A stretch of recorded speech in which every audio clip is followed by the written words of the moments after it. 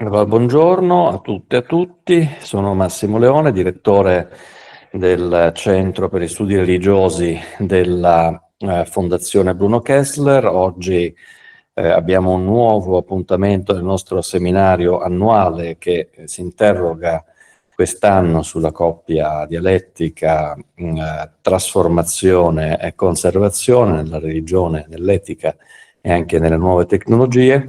E abbiamo il grande piacere di avere tra di noi la professoressa Alberta Giorgi dell'Università di Bergamo. La ringrazio moltissimo per questa sua partecipazione, è stata già annunciata attraverso una bella intervista rilasciata al più importante quotidiano trentino, l'Adige, quindi abbiamo potuto già leggerla.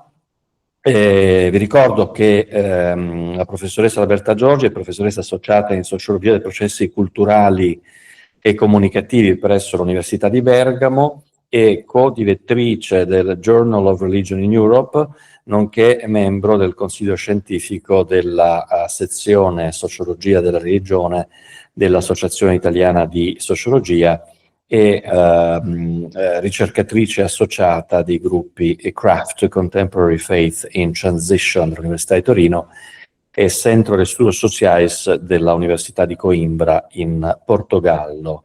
I lavori, le ricerche della professoressa Giorgi esplorano confini e classificazioni discorsive, particolarmente all'intersezione di politica, genere, religione e scienza.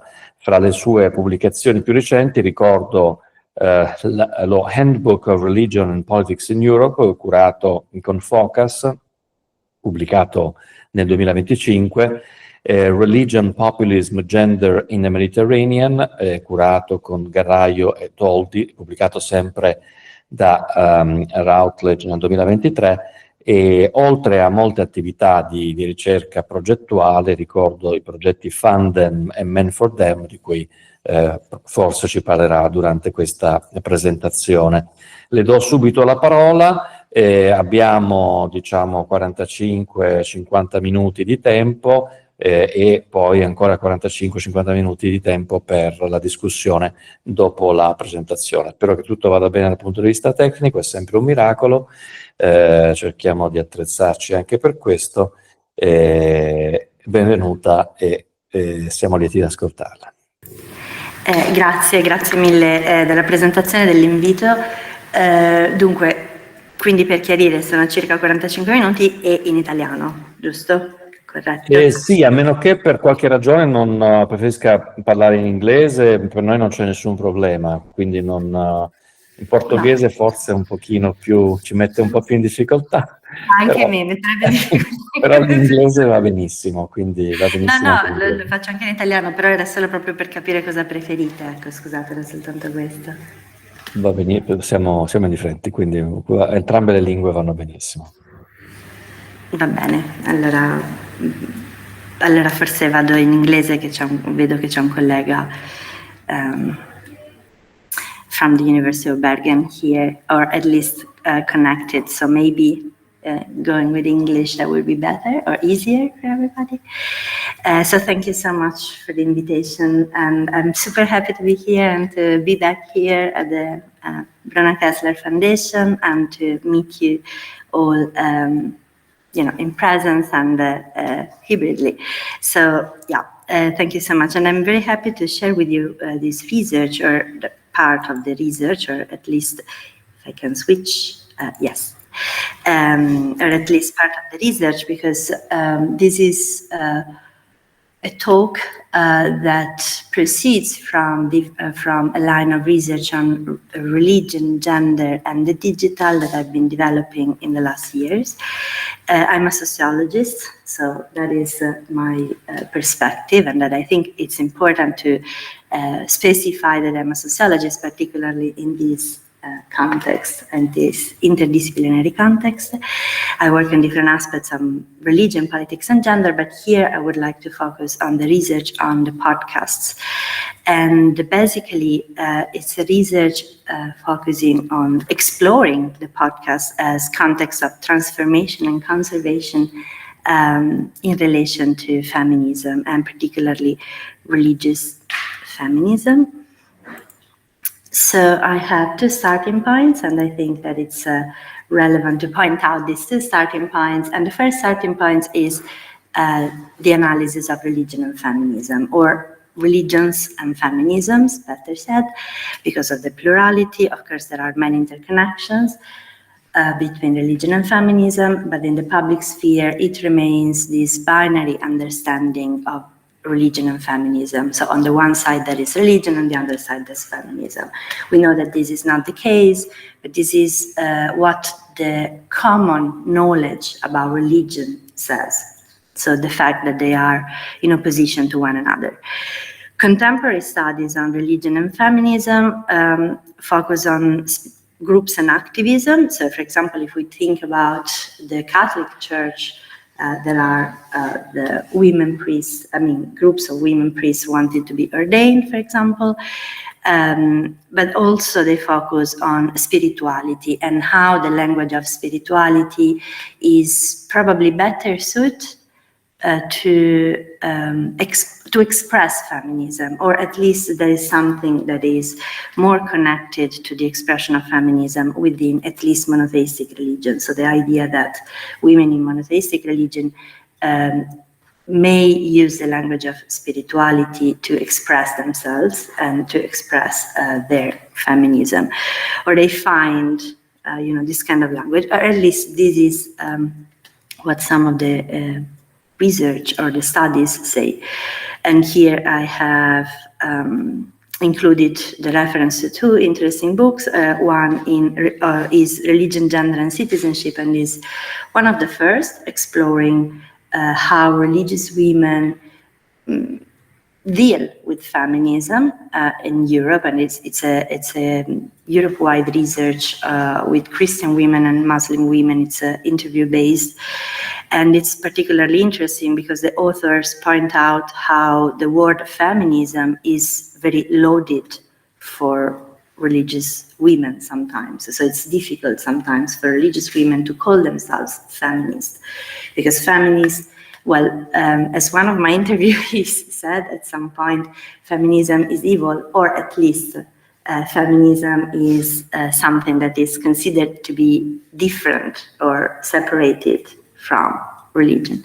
But on the other hand, they also, and also particularly for Muslim women, and particularly for Muslim women with an immigrant background, the word feminism is could be also complicated by the legacies of colonialism, for example, because feminism was considered, or is considered in some countries and in some contexts, as related to the Western idea. So it's a Westernized concept, a Western concept. So these are the complications.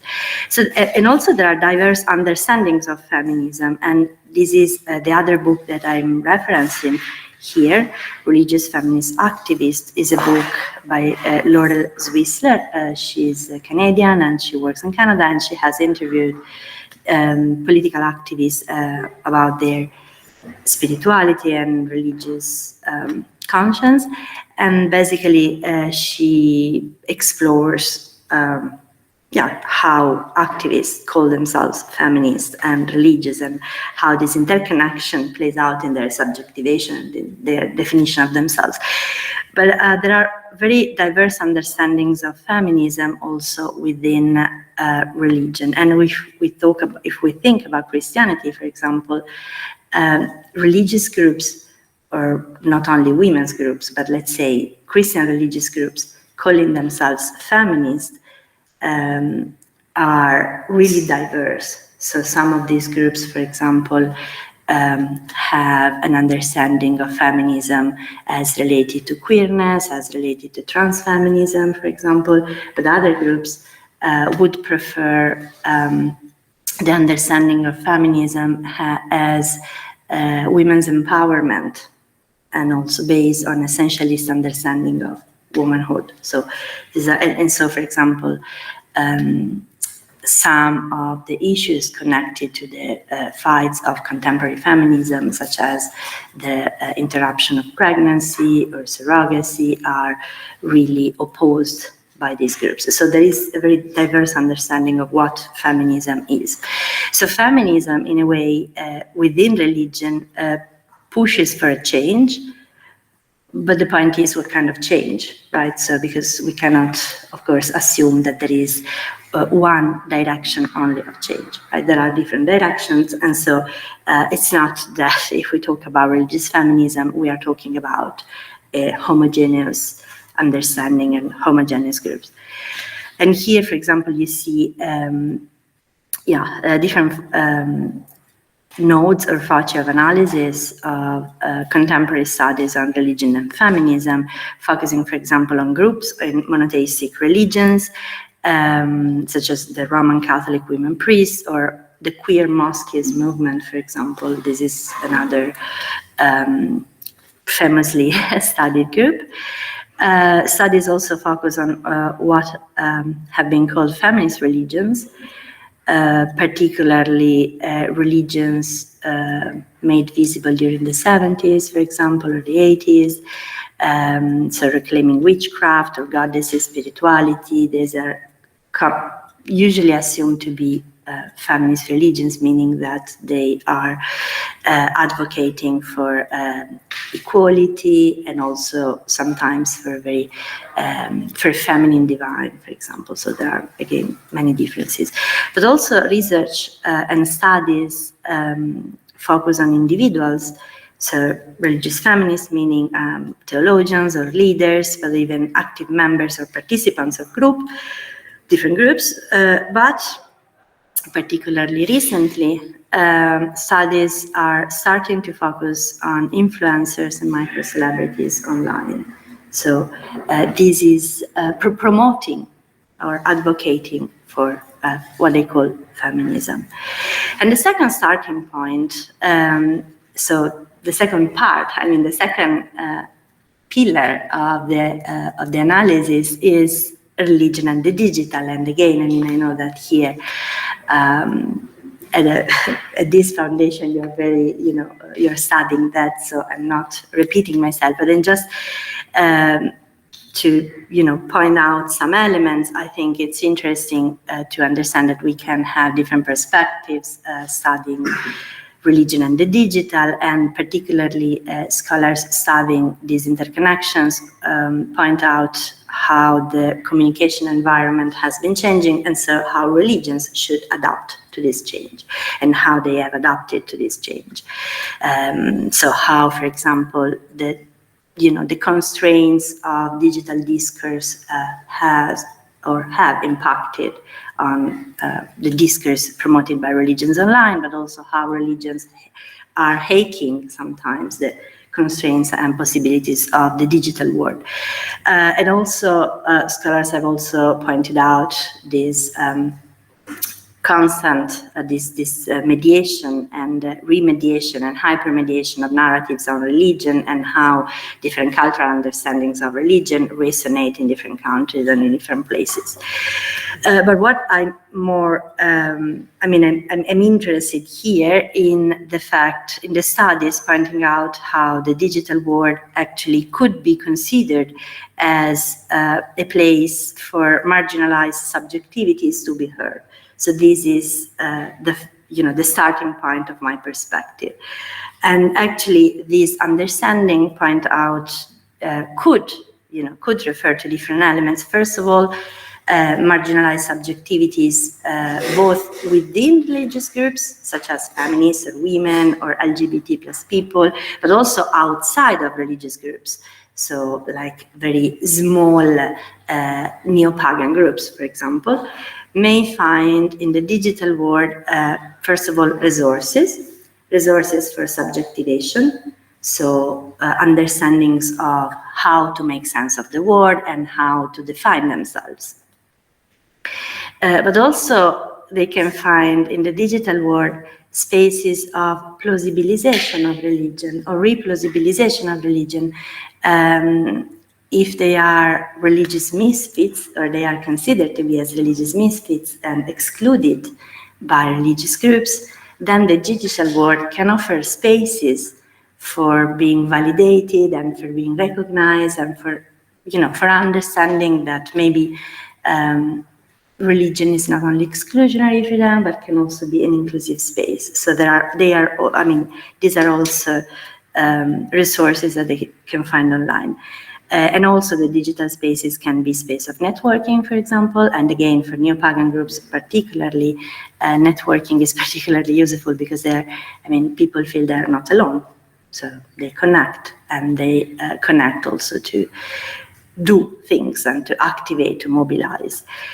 Could be also a space of voice, and so because it's accessible, then people, and not only mainstream voices, can be heard and can find a place online, but it's also a place of challenges, for example, because first of all, it's a place of, it's also a place for hate speech, for example. So, it's not only, but also it's not a neutral space, particularly if you want to have a voice on social media platforms, for example.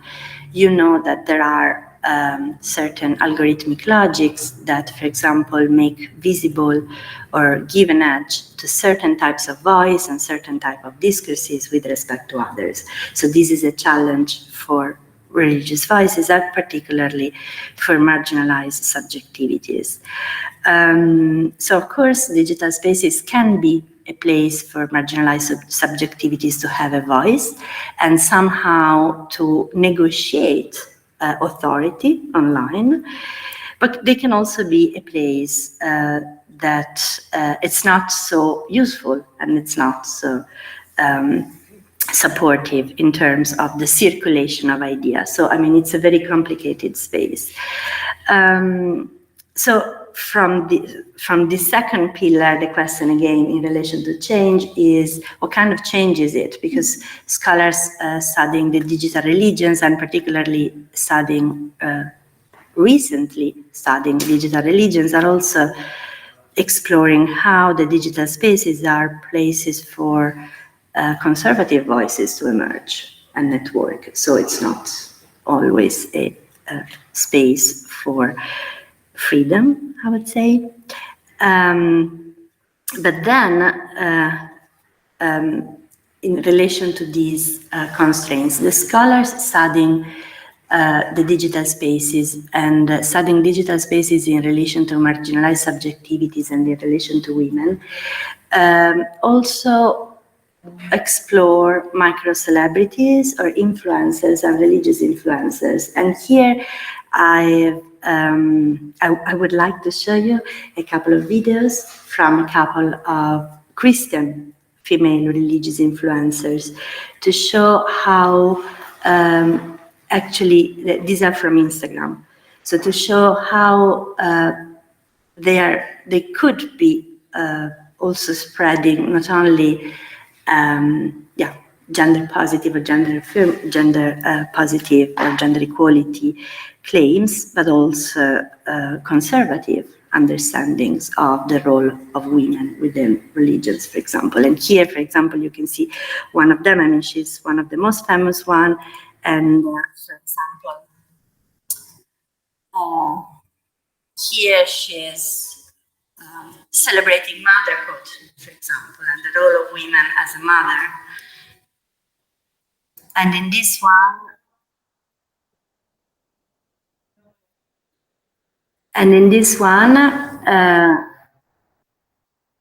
she's celebrating how, together with her husband, she has built a home, but this home is very connected to religion, and in all the walls and the structure of the home and the scaffolding of the home, there were verses from the scriptures, for example, to bless the house. This yeah, this one is Amanda Pittman, and she's also very famous, a very famous Christian activist. And here, for example, this video is particularly interesting because she's saying, she's trying to contrast the kind of discourses circulating online about spirituality and about, for example, interpretation of dreams. And here she's trying to reconnect all the forms of holistic spirituality to the Bible. So she's saying you have to read the Bible because the Bible is the foundation of everything, for example.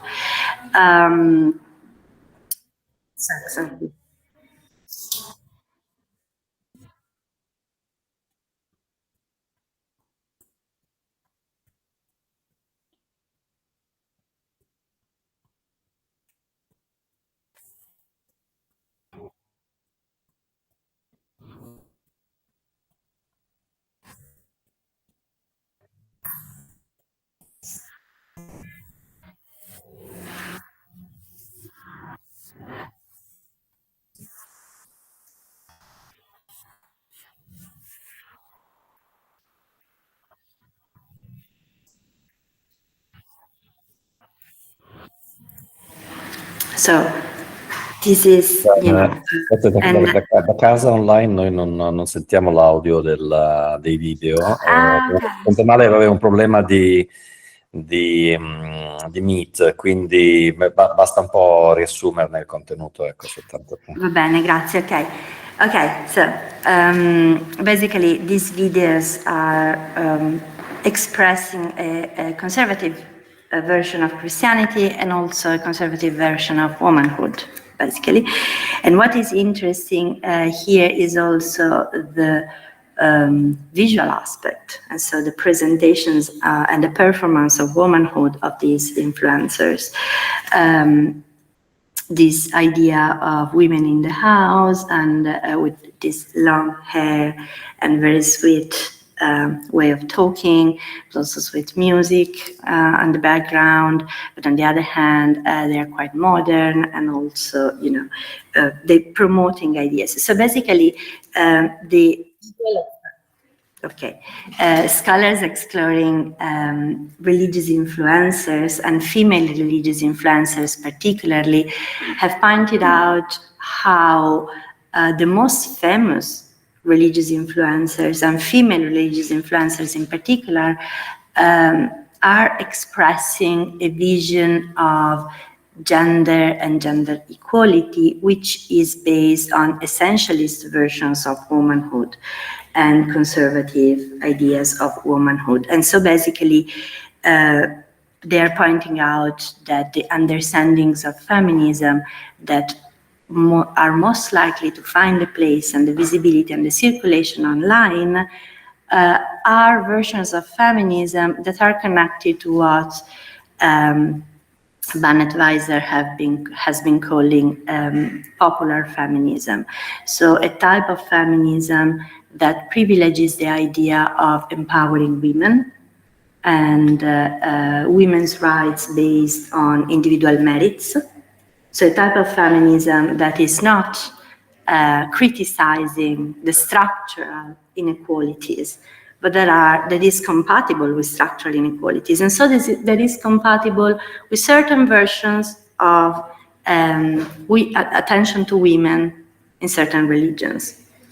And so that is my point. That would be my point of interest. And here you see, for example, a couple of books exploring feminism and in the digital world. And Rolly Souls explores the digital activism of Muslim and Christian feminists, whereas Redeem All is focusing only on the evangelical culture. And both of these books are exploring different types of feminism and different channels. So how women, but not only women, I mean, people considering themselves as feminists, use, for example, Instagram or YouTube or the podcasts to express their voices and to advocate for their claims and perspectives. So there are many voices and many channels and different kinds of feminism promoted, supported, and circulated. And in relation to the podcast, the research that is there is exploring the podcast as places also of collective narratives, places in which counter publics can be created. So audience that is different from the audience of the mainstream discourse. And also these counter communities of emotions. The podcasts are particularly related to emotions. So from this, my point of attention would be, okay, then first of all, what kind of feminism can be expressed online and through which channels in relation to religion? And what are the constraints of the different channels in relation to the types of feminism expressed online? And my analytical perspective is particularly focused on the understandings and vocabulary of meanings. So I'm interested in understanding how podcasters in particular and feminist religious podcasters understand feminism, how they understand religion, how they understand their role in doing in making the podcast and in circulating their discourse. And I'm also interested in understanding the boundary work. So how podcasters define themselves, or feminist podcasters define themselves as part of the religious community or as excluded from the religious communities, and what are the elements that make them part of the religious communities, and what are the elements that, according to them, make them the misfits or excluded from the religious communities. And the third analytical point that I wanted to make is the intersectional approach to agency, meaning that these podcasters have different positions in society. Here I'm focusing only on Christian podcasters. So, and in a context in which they are the majority. And this is important because, of course, depending on who you are and what your role is, then, of course, your understandings and the narratives that are accessible to you and the processes of subjectivation that are accessible to you are different. So this is important this is an important point to be pointed out. So my data from this exploration of Christian feminist podcasters are mostly interviews with podcasters defining themselves as both feminist and Christian in Europe and in North America, but particularly in the United States. And the analysis of two podcasts, one in Europe and one in North America. So these are the sources, just to say what they are. And to find these podcasters, I found the podcast, and to find the podcast, I searched on the most known platforms, so Spotify and Apple Podcasts, with keywords, Christianity and feminism, Christian feminism, Hinduism and feminism in different languages. And then, of course, I contacted podcasters for an interview, and most of them accepted, actually. So, first of all, but very quickly on this, because this is not the main point, feminism and boundaries. As expected, podcasters that I have interviewed express different understandings of feminism. And here, for example, you see one of these quotation that says, "I still very much consider myself a feminist, but I think it's a word that it's important to define when you're having conversation. So like I always make sure that I have the word Catholic in there because there is a lot of modern secular feminism that I don't agree with. And I don't want people thinking I agree with, because I think it's very harmful." And so this is important because actually she's it's a woman, I'm sorry, she's expressing a specific understanding of feminism, but also pointing out that her type of feminism is something specific, is something profoundly religious, and is something profoundly different from other understandings of feminism. So her boundary work is particularly rich here and particularly visible here. On the other hand, you find at the opposite, I would say, the quotation from another person, again, this person identifying themselves as queer, and this person is saying, I think that the label feminist can have negative connotations in a wide variety of ways, and I felt a lot more like I have to say I'm a feminist, but not this kind of feminist, not that kind of feminist. And now, having now heard from so many different people, from so many different backgrounds, who all either claim that label or have wrestled with that label, or recognize some of the challenges with it, while also recognizing the benefits of using that label. And now, I feel like that term is so much more inclusive than I originally envisioned, because of the wide variety of people that I've talked to that all claim that identity. And so it's made me a lot more comfortable in using that term for myself. And this is another type of understanding of feminism as something very diverse, very plural, that can include so many different identities in there. And again, just to give you an illustration of the boundary work in relation to feminism that emerges from this podcast and from the analysis of this podcast, we can point out 3 different types of boundary work. And the first type, the first version, I would say, of boundary work is probing and crossing. So basically, feminists in the podcast saying we are part of the religious communities. God creates us whole, so we are part of the religious communities. And so it's a way of probing the boundaries of the religious communities and saying we are internal, we are part of that. And the second type of boundary work is related to redrawing and recentering the idea of what a religious community is. And so, for example, you can find kind of a populist understandings of the religion in a way, because, for example, this person is saying, well, the parish should be in the hands of the parishioners and not the priests. So the ordinary people are the religious communities and not the hierarchy. So you find this kind of vertical understanding.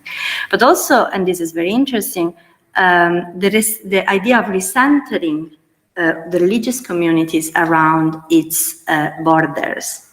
And this person is saying, for example, the province is queer. And the idea that it's at the borders of the religious communities and it's at the borders of religion that you can find innovations, that you can find change, that you can find what is really there.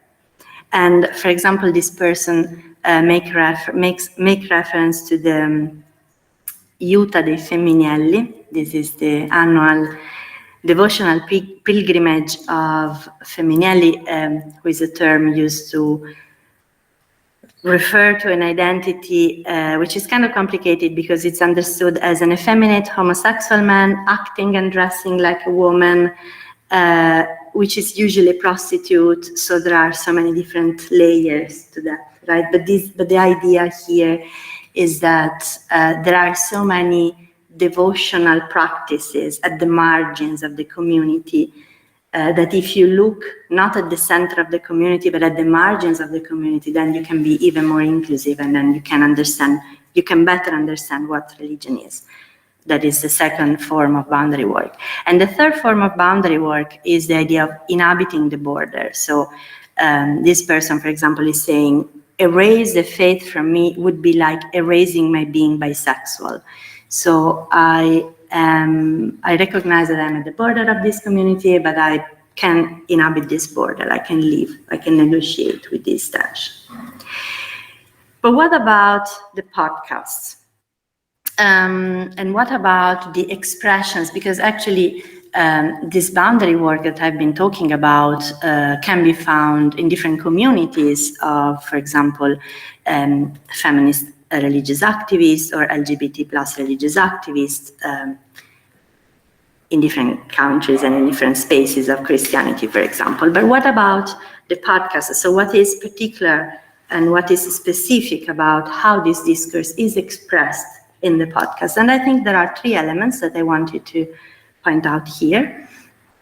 So first of all, of course, I mean, the podcast, what are the podcasts? I mean, the podcast could be understood as, socio-technical assemblages. So they are not the development of the radio, but they're not something different from it. So this is something that you can hear, and the radio, you usually listen to the radio in the background, whereas the podcast, you're following what's occurring in the podcast. And usually podcasts are listened to privately, so one-to-one, I mean, usually through earbuds or through headphones, for example. And so the first element that I think it's interesting, and it comes out as interesting from the interviews, is the idea of podcasts as promoting this hyper-intimacy. And here, for example, you see in these two quotations in the expression of this understanding of the podcast as kind of private spaces and intimate spaces. And the first one is saying it does have the intimacy of being able to hear people's voices. It's almost like they are inside your head. And the second one said, I would honestly forget that I was gonna then share it with thousands of people. It just felt like I was having a coffee chat with someone, and that's what I loved about it. That was my favorite part about it. It was just getting so into these conversations.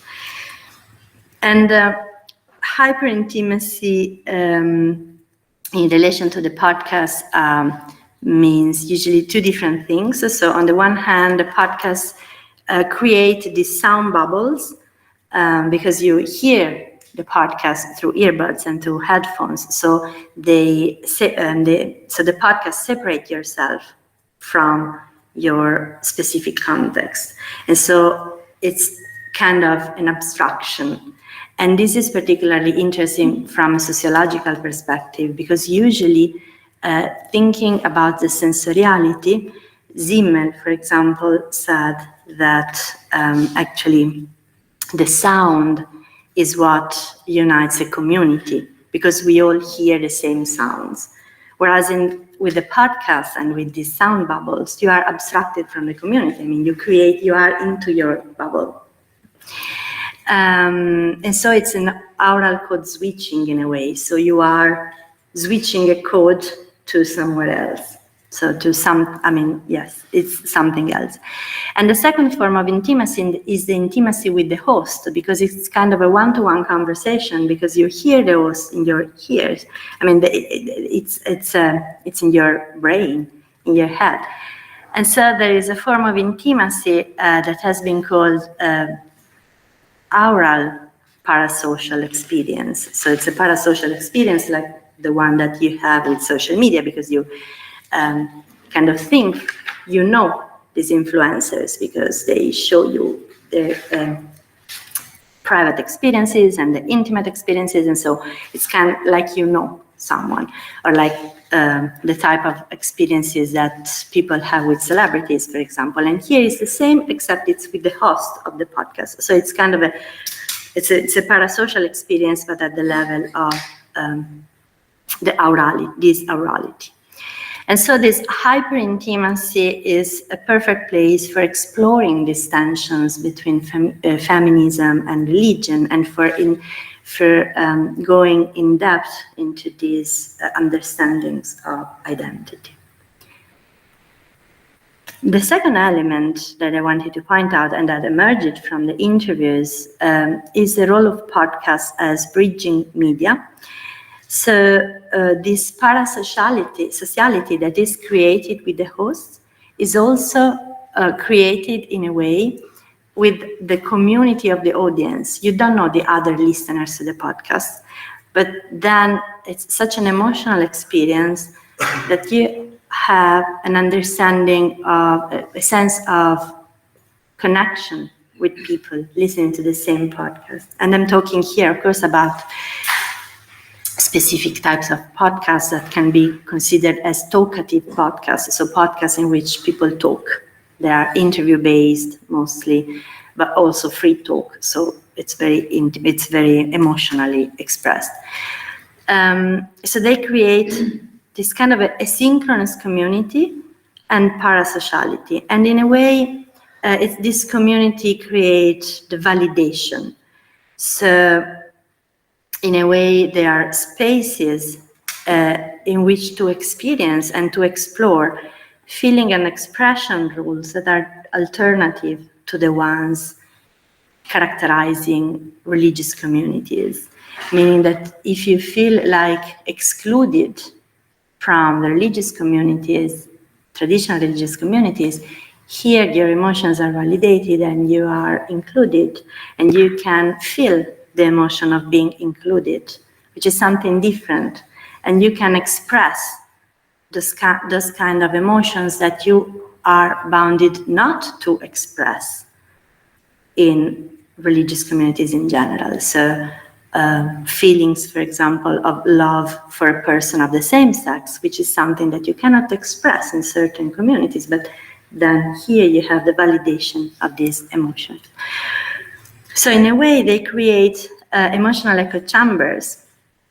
And here, for example, this quotation actually summarizes it, saying this person, this host is saying, we kind of just have big sisters vibe a little bit.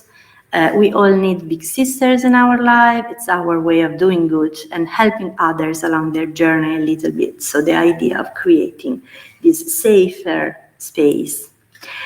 And they're bridging media because they bridge. They are bridges between and among people who do not know one another, but they are connected through this podcast, through the podcast. So they are bridging in this way. They cross countries and age and cultural backgrounds and ethnic backgrounds. So they are bridging people.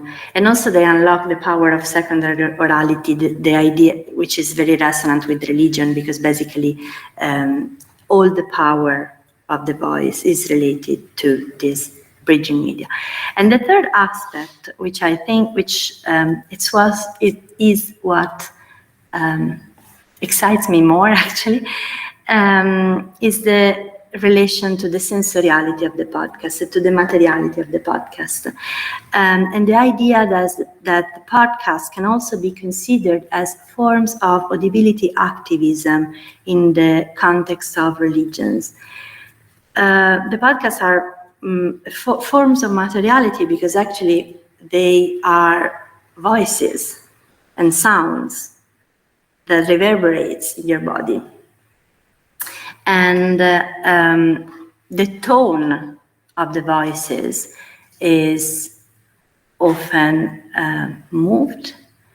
Voices can also be trembling, can also be young, they are different from the voice, or sometimes they are high-pitched, and you relate to what the hosts are saying and to what the guests are saying through emotions, and the credibility of what is said in the podcast. And so, for example, the idea that you can be feminist, that you can be an LGBT actor and still be religious, and the credibility of what is said is conveyed through emotions, and also is conveyed through voices, material voices that are not the voices that you usually consider to be the most credible and the most authoritative in religions, because again, in religions, or particularly in Christianity and particularly in Catholicism, we are used to listen to male voices old voices, male old voices from the pulpit, usually strong, usually calm. And here you're hearing different voices, voices that actually change also the criteria of credibility in a way. And that I think is very interesting. So what, to conclude, and to come to a conclusion, here you see some of the podcasts, not necessarily the podcasts that I have been focusing on, but some of the podcasts that you can find online. What about changes and conservation? I think could be considered as a way of changing. And here, for example, in these quotations, I think you can find what is the sense or what is the meaning of this change. I can understand that in this church and in this society, there is a place for me and for people like me. And for those who are even more on the margins than I am, and that this place is legitimate. And another one, I'm really grateful to have this space where I can still be Christian. There's power in hearing your own experience reflected back in other people's stories. And the final one, in which this person is saying, the point for me is not to make change, it's more to make a safe space for people who are struggling with the same things that I am. Maybe somebody in their own local church feels more empowered to speak up and say, actually, I don't agree with this, or actually, I think we need to make more intentional space for women or people with disabilities or whatever, because they've heard that vocalized on the podcast and realized that that's a possibility and that they are not necessarily the only one who holds that belief if they speak up. And I think this is particularly relevant because basically they are pushing the boundaries of the conversation in these emotionally safe soundscapes in which they explore and they experience different feeling rules and expression rules, but in a way they are also learning to pluralize and diversify the imaginaries related to religion. So in the end, I think that even in the conservative context or in conservative podcast context, there is a form of pushing for change in a way. So I think this podcast, along with all the other digital contexts, particularly digital contexts related to feminism and relating to LGBTQI+ activism, they're pluralizing and diversifying religious discursive arenas. They are also giving a much more important roles to emotions, credibility, authority. So there is something changing there. For example, in terms of the similarity and differences in relation to the voices and the figures that we consider to be more or less credible. But also they are pushing the boundaries of the conversations and expanding the cultural repertoires on religion. So different ways of understanding religion and different ways of being religious. And I think that's